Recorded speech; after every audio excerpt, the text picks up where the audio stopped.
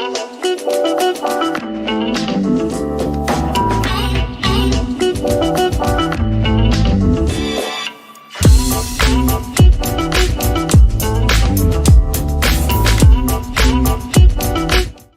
semuanya, kembali lagi bersama gue Gio. Pada kali ini gue kedatangan Acer Aspire 3 Slim A31422. Ini adalah laptop murah yang bisa teman-teman dapatkan di pasaran dengan harga 3 jutaan pada bulan Oktober 2022.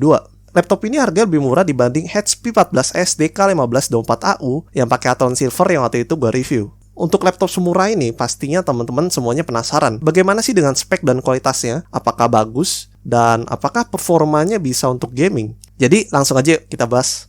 Mari kita bahas dari tampilannya dulu atau desainnya. Untuk dimensi laptop ini panjangnya 32 cm, lebarnya 23 cm, tingginya 1,9 cm, dan untuk beratnya hanya 1,4 kg. Dengan ukuran yang kecil serta sangat ringan, laptop ini tentunya cocok banget buat teman-teman yang punya mobilitas tinggi, yang kemana-mana harus bawa laptop. Pertama kali lihat desainnya gue gak percaya kalau ini laptop seharga 3 jutaan, karena kelihatan mewah banget. Dari tampilan dan lekukan bodinya memberi kesan yang modern dan elegan. Kombinasi warnanya juga bagus, abu-abu doff gelap dengan hitam doff, dan logo Acer berwarna silver bagian belakang layar, dan bagian depan logo Acer berwarna chrome. Material keseruan terbuat dari plastik, tapi bukan plastik murahan karena fillet terasa sangat premium dan finishingnya sangat rapi. Sayangnya untuk build quality plastiknya sedikit fleksibel atau kurang solid. Oleh karena itu kita harus hati-hati. Jangan sampai laptop ini tertindih apalagi kebanting karena resiko kerusakannya akan sangat besar. Selanjutnya untuk spesifikasinya, CPU menggunakan AMD 3020E. Bukan AMD Athlon, juga bukan AMD Ryzen, tapi cuman AMD. Mungkin CPU ini cukup terdengar asing bagi beberapa orang, karena memang AMD 3020E hype-nya ini kurang ya. Tapi walaupun itu, AMD 3020E tetap menggunakan arsitektur Zen. Dan kalau kita lihat di CPU Z, CPU ini terdeteksi sebagai AMD Ryzen dengan codename DALI. Yang artinya AMD 3020E termasuk dalam keluarga AMD Ryzen 3000 series. CPU AMD 3020E diluncurkan AMD tujuannya untuk bersaing dengan Intel Celeron di pasaran CPU dual core atau laptop level low budget. AMD 3020E ini berfabrikasi 14 nanometer, memiliki 2 core, 2 thread, base clock-nya 1,2 GHz, boost clock-nya 2,6 GHz, ada 3 level cache, level 1 192 KB, level 2 1 MB, dan level 3 4 MB. CPU ini juga memiliki APU atau yang biasa disebut iGPU menggunakan AMD Radeon RX Vega 3 dengan 3 core dan frekuensi 1000 MHz. Dan yang hebatnya, CPU ini hanya membutuhkan TDP 6 watt saja, jadinya irit banget. Untuk RAM menggunakan merek Kingston dengan kapasitas 4 GB, 3200 MHz DDR4 single channel. Sayangnya untuk RAM laptop ini hanya ada satu slot alias single channel, jadinya kalau mau upgrade RAM, mau gak mau RAM yang lama harus kita tukar. Dan untuk kapasitas RAM yang bisa ditanggung laptop ini menurut website Crucial, maksimal sampai 12 GB. Buat teman-teman yang belum tahu, RAM 12 GB single channel itu gak ada ya. Adanya 4 GB, 8 GB, 16 GB, dan seterusnya. Kelipatan kali 2. Yang artinya RAM laptop ini hanya bisa kita upgrade maksimal sampai 8 GB saja. Untuk storage laptop ini sudah menggunakan SSD NVMe dengan kapasitas 256 GB. Dan masih disediakan satu ruang kosong untuk bisa kita tambah SSD SATA atau hard disk SATA. Lalu komponen yang tidak kalah penting yaitu cooling. Laptop ini menggunakan heatsink dan heat pipe yang cukup sederhana dengan single fan yang hanya akan menyala kalau sudah mulai panas. Dan untuk area ventilasinya ada di bagian bawah dan ada 2 di selipan engsel layar. Menurut gue ventilasi laptop ini sudah bagus, sangat lega, jadinya suhu bisa lebih stabil. Tapi minusnya, area ventilasi bagian bawahnya terlalu terekspos. Bahkan kita bisa lihat langsung motherboard laptop ini. Jadinya kita harus ekstra hati-hati, jangan sampai taruh laptop ini di alas yang basah atau lembab, karena akan sangat berisiko bisa merusak motherboard laptop. Selanjutnya mari kita bahas spesifikasi peripheralnya. Yang paling gue suka dari laptop seharga 3 jutaan ini, yaitu layarnya sudah Full HD. 1920x1080 dengan ukuran 14 inch dan refresh rate 60 Hz. Untuk panel yang digunakan tertulis IPS, yang sebenarnya ini panel TN, tapi dengan adanya teknologi Acer ComfyView, gambar yang dihasilkan menurut gue bagus banget, mirip dengan panel IPS. Warna yang dihasilkan sangat pekat dan akurat. Pencahayaannya juga bagus, gak terlalu redup atau keterangan, sangat pas. Dan untuk view distance-nya, mau dilihat dari atas atau samping seperti posisi gua ini, layarnya ini tetap enak dilihat. Dan untuk layarnya ini sudah anti glare, mau dipakai indoor atau outdoor, layarnya ini tidak akan memantulkan cahaya atau refleksi, jadinya kita bisa lebih fokus. Untuk keluargamu tidak dijelaskan menggunakan sRGB atau NTSC, dan pencahayaannya juga tidak dijelaskan berapa nits, tapi overall gue sangat puas menggunakan layar laptop ini. Untuk webcam resolusinya 640x480, kualitasnya di bawah HD, tapi sudah dual microphone, dan berikut ini adalah gambar dan suara yang dihasilkan. Halo semuanya, video yang sekarang teman-teman lihat berasal dari webcam Acer Aspire 3 Slim A31422. Untuk kualitas webcamnya menurut gue burik banget, gambarnya pecah, banyak noise, dan pencahayaannya gak begitu bagus. Sedangkan untuk mikrofonnya juga sama, kurang begitu bagus, tapi masih mending karena ada sedikit noise cancelling, dan untuk suaranya tetap terdengar jelas. Keyboard ukuran TKL standar laptop pada umumnya, ada pengaturan multimedia seperti brightness, volume, dan lain-lain. Tapi yang uniknya, ada tombol numpad yang disatukan ke beberapa tombol bagian sini. Kalau mau pakai numpad, tinggal tekan numlock yang ada pada tombol F12, dan beberapa tombol ini fungsinya akan berubah jadi numpad. Fitur yang menurut gue sangat menarik dan sangat bermanfaat, jadinya buat teman-teman yang perlu numpad, nggak perlu lagi tuh beli keyboard atau numpad eksternal. Untuk karakteristik keyboard laptop ini menurut gue terasa kaku atau kurang nyaman dipakai mengetik, dikarenakan travel distance-nya yang pendek. Gak tahu berapa mili, tapi menurut gua gak terlalu masalah ya. Kalau sudah terbiasa pakai keyboard laptop ini, lama-kelamaan enak-enak aja. Touchpad diletakkan sedikit ke tengah, memberikan ruangnya luas untuk senderin kedua tangan. Dan untuk touchpad-nya sendiri tidak ada tombol yang timbul, melainkan disatukan ke dalam trackpad-nya. Pergerakan jadi lebih luas, lebih presisi, dan yang pastinya touchpad-nya ini sudah support multi-gesture. Speaker ada dua, diletakkan di bagian bawah sudut kanan-kiri. Untuk suara yang dihasilkan bagus, karakteristiknya lantang atau nyaring, tapi gak bikin telinga pengeng. Dan walaupun kita setting sampai 100%, suaranya tidak pecah.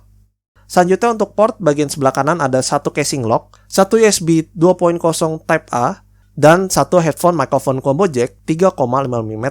Sedangkan sebelah kiri ada satu port charger, satu RJ45 yang pastinya sudah gigabit LAN, satu HDMI, dan dua USB 3.0 Type A. Konektivitas menggunakan Intel Dual Band Wireless AC3168 dengan Wi-Fi 5 yang kecepatan maksimalnya sampai 433 MB per second dan sudah dilengkapi dengan Bluetooth 4.2. Lalu untuk baterai lithium ion jenis baterai tanam 7,7 volt dengan kapasitas 4810 mAh. Setelah gue tes pemakaian browsing, nonton YouTube, dan multitasking ringan, baterai bertahan hingga 4 jam lebih. Dan untuk adapter chargernya 45 watt, ukurannya kecil, sangat minimalis, dan waktu yang diperlukan cas 2,5 jam, sampai LED chargernya berubah biru yang artinya sudah full. Sistem operasi menggunakan Windows 11 Home 64-bit single language, dan untuk software bawaannya pastinya ada Microsoft Office, Excel, PowerPoint, dan lain-lain. Lalu ada Acer Care Center, aplikasi untuk mendiagnosa dan update driver laptop, dan untuk antivirus bawaannya menggunakan Norton Security Ultra. Sekarang gue akan benchmark secara keseluruhan performa laptop ini, khususnya digunakan untuk gaming. Game yang akan gue uji adalah game paling berat yang mungkin lancar dijalankan laptop ini. Tapi untuk memastikan performa yang optimal, Windows dan driver-driver semuanya gue update terbaru untuk saat ini. Dan untuk proses benchmarknya, laptop sambil dicas, dan power mode gue setting di best performance. Tanpa di overclock, supaya kita bisa lihat performa murni dari AMD 3020E ini. Jadi langsung aja kita benchmark. Yang pertama, mari kita tes kecepatan booting laptop ini. Kira-kira butuh waktu berapa lama untuk bisa ke Windows. Berkat SSD NVMe, waktu booting hanya 12 detik saja, jadinya sangat cepat. Tapi rasanya kurang kalau kita tidak tes menggunakan Crystal Disk Mark. Dan hasilnya, kecepatan read 1861 MB per second, dan write 966 MB per second. SSD NVMe yang digunakan laptop ini menurut gua agak begitu kencang. Seharusnya sih idealnya read di atas 2000 MB per second dan write di atas 1000 MB per second. Tapi gak apa-apa ya, namanya juga laptop murah, masih bisa gua toleransi dan masih mending daripada pakai SSD SATA. Selanjutnya gue uji kecepatan multicore dan single core AMD 3020E ini di Cinebench R23 dan hasilnya multicore dapat poin 989 dan single core dapat poin 480. Sebagai pembandingnya, multi-core CPU ini sedikit di bawah Intel Core i3 6006U, sedangkan single-core CPU ini hampir setara dengan Intel Xeon X5650. Walaupun AMD 3020E hanya punya 2 core 2 thread, skornya cukup bersaing dengan CPU Intel yang sudah multiple core dan multiple thread.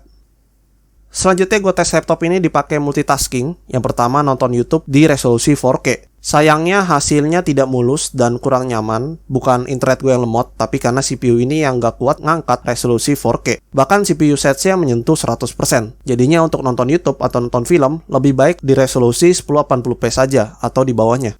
Setelah itu gue coba multitasking ringan dengan membuka beberapa tab seperti kompas.com, 9gag, AMD, Google Maps, dan Steam. Hasilnya multitasking cukup lancar, tidak ada gangguan, dan untuk RAM, walaupun kapasitasnya hanya 4GB, masih cukup, bahkan masih ada sisa beberapa megabyte untuk bisa buka beberapa aplikasi lagi. Berikutnya 3D Mark Firestrike. Setelah gue melakukan pengujian beberapa kali, dapat skor tertinggi 512. Menurut gue, skornya ini sangat rendah, bahkan di bawah skor minimum untuk gaming. Setelah pengujian Firestrike, gue mencoba Time Spy, sayangnya tidak bisa alias error, dikarenakan kapasitas VRAM-nya yang terlalu rendah. Mungkin kalau kita upgrade RAM jadi 8GB bisa jalan, tapi berhubung gue gak punya, kita skip langsung aja ke tes gaming. Yang pertama, Tomb Raider berjalan di resolusi 800x600, fitur dan efek seperti phasing dan motion blur dan lain-lain semuanya dimatikan, dan settingan grafik di low atau paling rendah.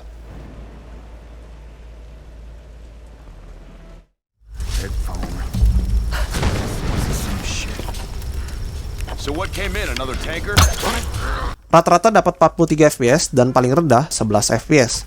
Walaupun grafiknya burik, pengalaman bermain game ini cukup memuaskan, game berjalan sangat lancar, dan tidak ada kendala.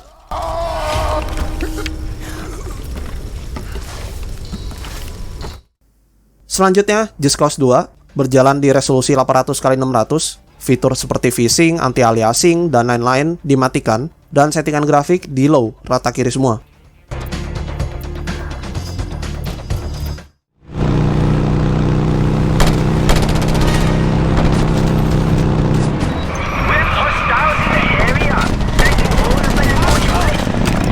Rata-rata FPS-nya tidak stabil, kadang dapat 40-an, kadang 30-an, tergantung keramaian dan lokasinya. Di sini gue dapat rata-ratanya 35 FPS dan paling rendah 17 FPS. Yang paling gue suka dari game Just Cause 2, walaupun kita main di settingan low, grafiknya tetap sangat bagus. Dan pengalaman bermain game ini cukup memuaskan. Game berjalan lancar dan tidak ada kendala.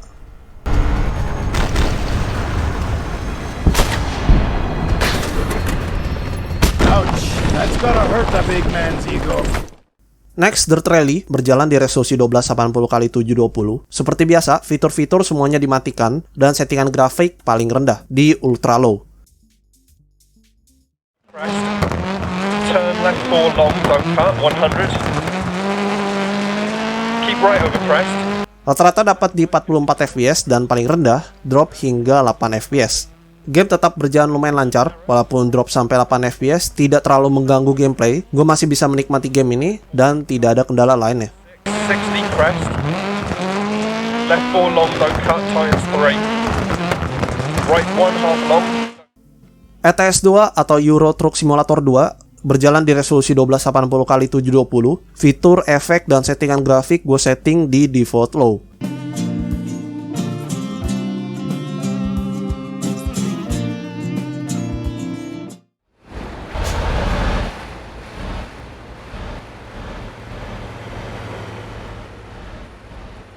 Rata-rata dapat 31 FPS dan paling rendah drop hingga 2 FPS.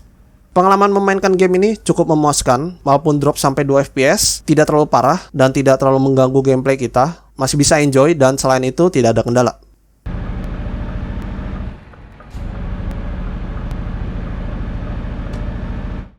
Selanjutnya Far Cry 2 di resolusi 1280x720. Seperti biasa, fitur phasing, anti-aliasing semuanya dimatikan dan settingan grafik di optimal atau settingan bawaan gamenya.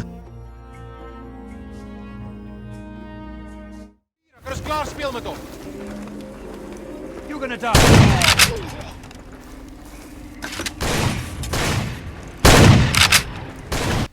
Rata-rata FPS tidak stabil, kadang 40-an, kadang 60-an, tergantung lokasi dan keramaian. Di sini gue dapat rata-rata 58 FPS dan paling rendah 11 FPS.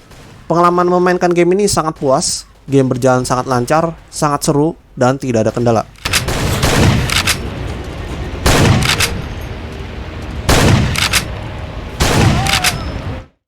Selanjutnya, Left 4 Dead 2 berjalan di resolusi 800x600. Fitur-fitur dan efek-efek semuanya dimatikan dan settingan grafik di low, semuanya rata kiri.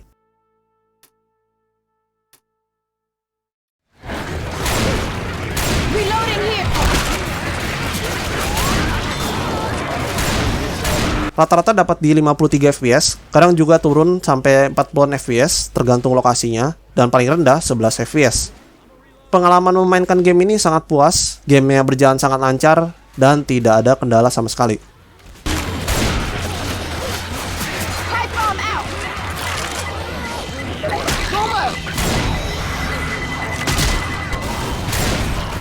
Game yang pastinya semua gamers tahu yaitu Point Blank. Berjalan di resolusi 1024x768, pakai resolusi terendah, phishing dimatikan, dan settingan grafik di default low.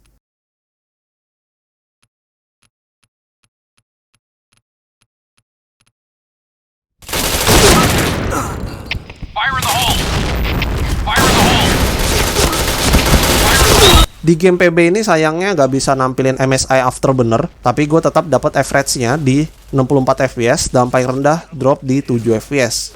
Walaupun drop sampai 7 fps sama sekali tidak mengganggu gameplay, game tetap berjalan lancar dan pengalaman memainkan game ini sangat puas dan sangat seru. Chain killer. Selanjutnya game yang tidak kalah populernya, Minecraft. Berjalan di resolusi 1280x720, fitur dan efek seperti phishing, smooth lightning semuanya dimatikan, dan settingan grafik di fastest. Dan untuk render distance-nya gue turunin. Rata-rata dapat 49 fps dan paling rendah drop hingga 0 fps. Pengalaman memainkan game ini menurut gue masih di batas toleransi ya, karena kadang gamenya lancar dan kadang gamenya stuttering. Yang gak enak ya kalau misalnya kita explore tempat baru, rendernya itu lemot banget, bahkan sampai nge-freeze beberapa detik dulu, baru gamenya jalan lagi. Tapi sekalinya sudah render, game ini akan berjalan lancar. Selama gue mainkan game ini tetap enjoy ya, dan masih bisa gue nikmati, selain itu tidak ada kendala.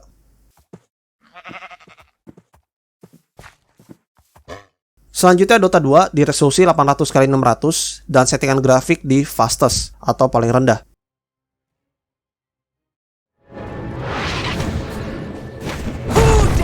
Your bottom tower is under attack. Rata-rata dapat di 36 fps dan paling rendah 13 fps. Game berjalan cukup lancar, tidak ada kendala, dan pengalaman gue memainkan game ini cukup memuaskan.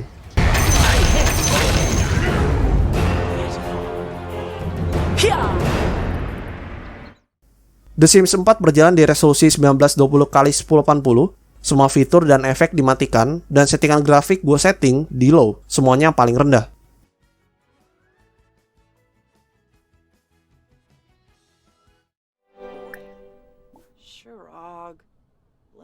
Rata-rata dapat 58 fps dan paling rendah drop hingga 0 fps. Gue sendiri gak tahu kenapa bisa drop sampai 0 fps, tapi gue rasa ini berasal dari notifikasi atau achievement yang kadang bikin gamenya sedikit nge-freeze. Tapi overall, pengalaman memainkan game ini sangat puas, gamenya berjalan sangat lancar, dan tidak ada kendala.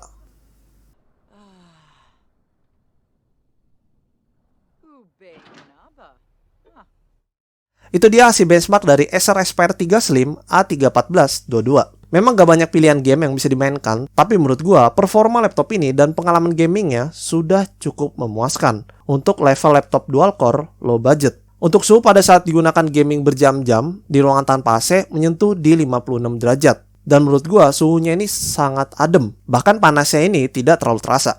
Selain bermain game untuk keperluan editing atau desain grafis, menurut gue laptop ini bukan untuk keperluan itu. Kecuali editing ringan atau pemula yang pakai aplikasi sederhana, masih bisa. Tapi kalau levelnya sudah profesional, seperti content creator atau animator, gue saranin pilih spek gaming aja, seperti Lenovo Legion atau Asus TUF yang sebelumnya sudah gue review. Karena laptop ini, menurut gue, hanya cocok digunakan untuk keperluan ringan, seperti coding, biasanya orang IT, guru atau anak sekolahan, atau pekerja kantoran yang hanya pakai Microsoft Office atau Excel.